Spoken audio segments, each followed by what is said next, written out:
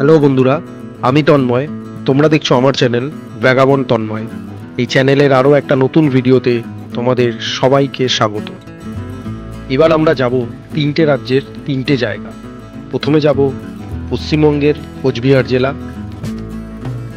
তারপর যাব অরুণাচল প্রদেশের রাজধানী ইটানগর এবং সর্বশেষ আসামের গুয়াহাটি। তো সাথে থেকো আর পুরো ভিডিওটা দেখতে থাকো, আশা করি ভালো লাগবে।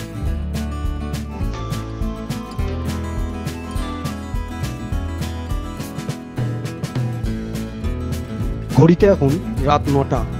আমরা বেরিয়ে পড়লাম কোচবিহারের উদ্দেশ্যে। দ্বিতীয় হুগলি সেতু ব্রিজকে পিছনে ফেলে আমরা এগিয়ে যেতে থাকলাম শিয়ালদা স্টেশনের উদ্দেশ্যে।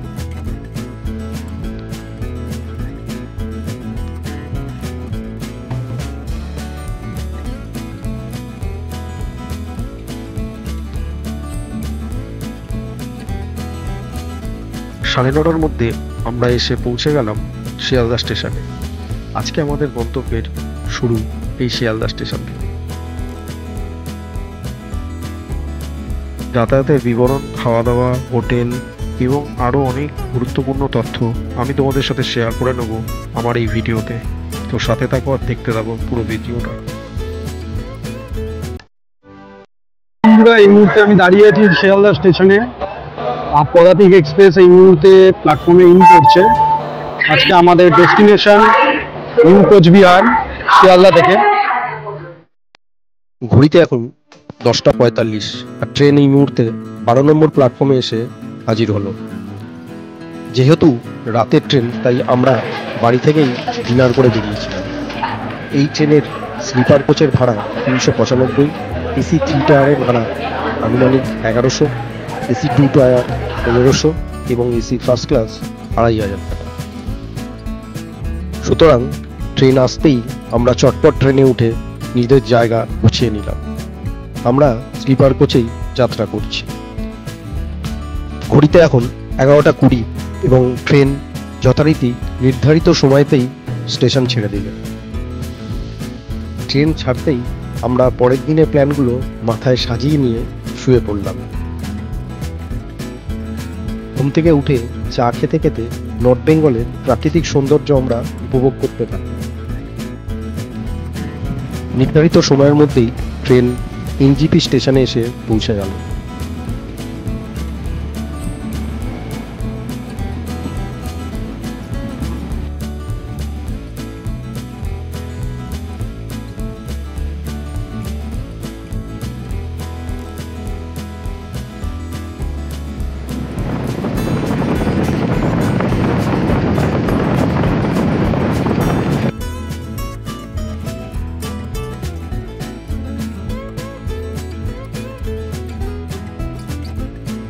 এনজিপি ছাড়তেই আমাদের চোখে পড়ল বেশ কিছু চা বাগান।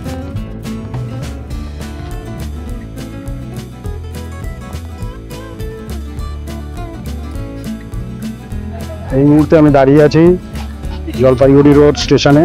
ট্রেন ছেড়ে দিয়েছে।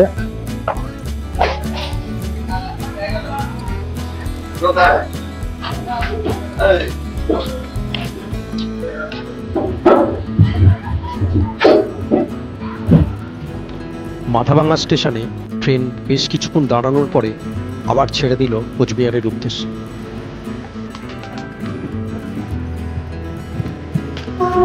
কোচবিহার স্টেশনের আউটারে ট্রেন বেশ কিছুক্ষণ দাঁড়ালো এবং আমরা সেই আউটারে দাঁড়িয়েই ট্রেনের ক্রসিংগুলো দেখতে পেলাম।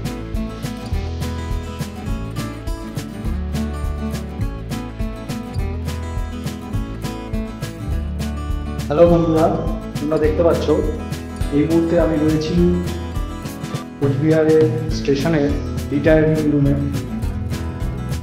এই হচ্ছে রিটায়ারিং রুমের লবি।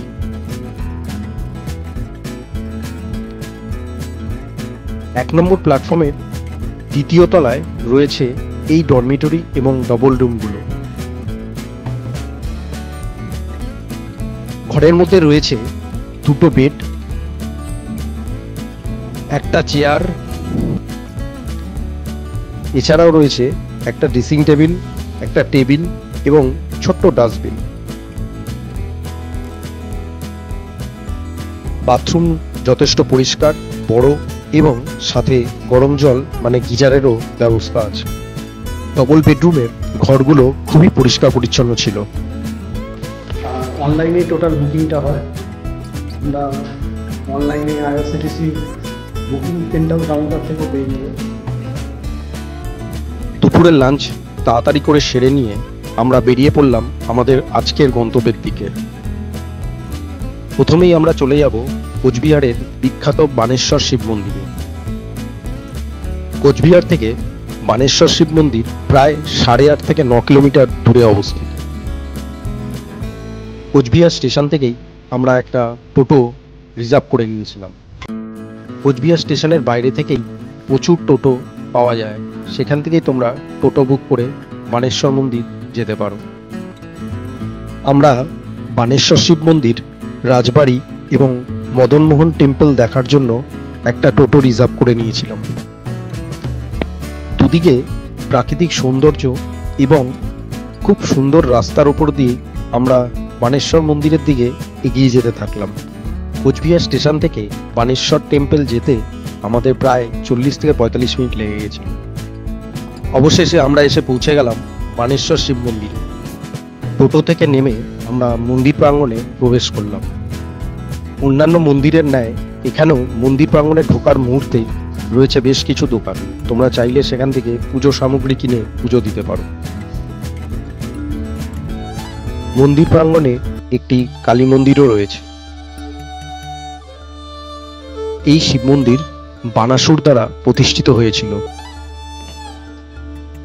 মহারাজা প্রাণনারায়ণ 1666 সালে এই মন্দির পুনরায় প্রতিষ্ঠা করেছিলেন।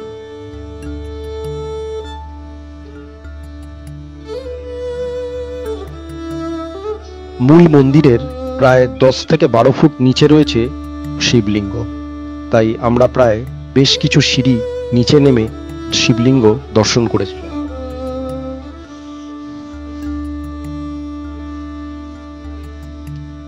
আমরা দুপুরের দিকে মন্দিরে প্রবেশ করেছিলাম, তাই ভিড় খুবই কম ছিল।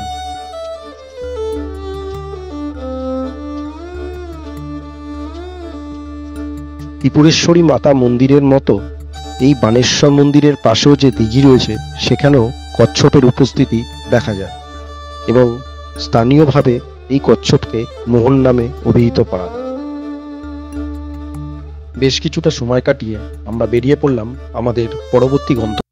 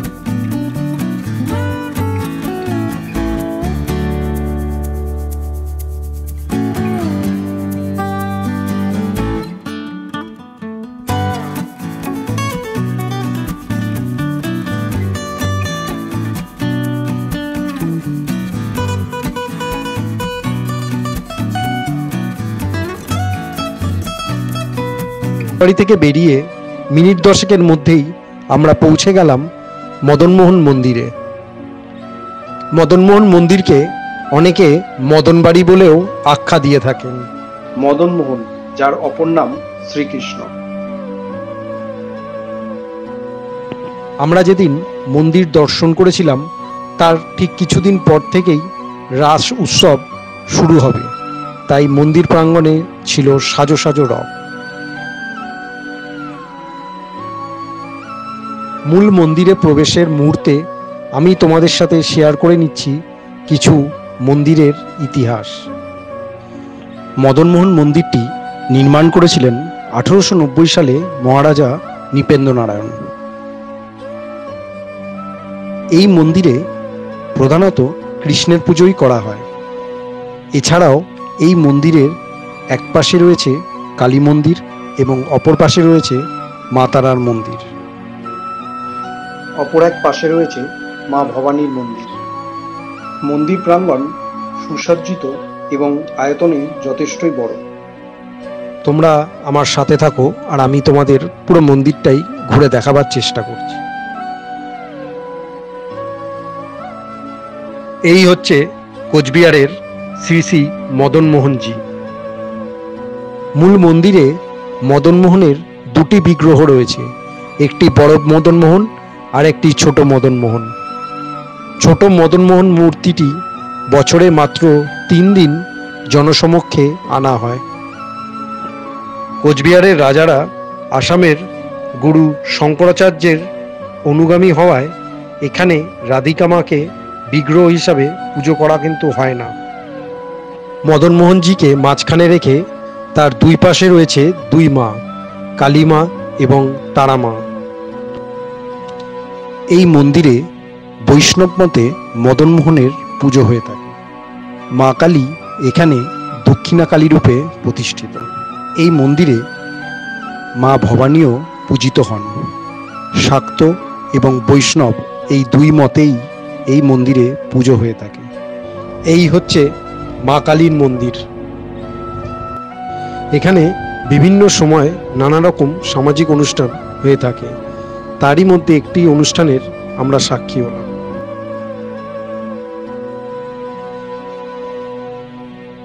রাস উৎসবের জন্য মন্দিরের চারিদিক খুব সুন্দর করে সাজানো হচ্ছিল। আলোয় প্যান্ডেল নানান আকারে মন্দিরকে সাজানো হচ্ছিল।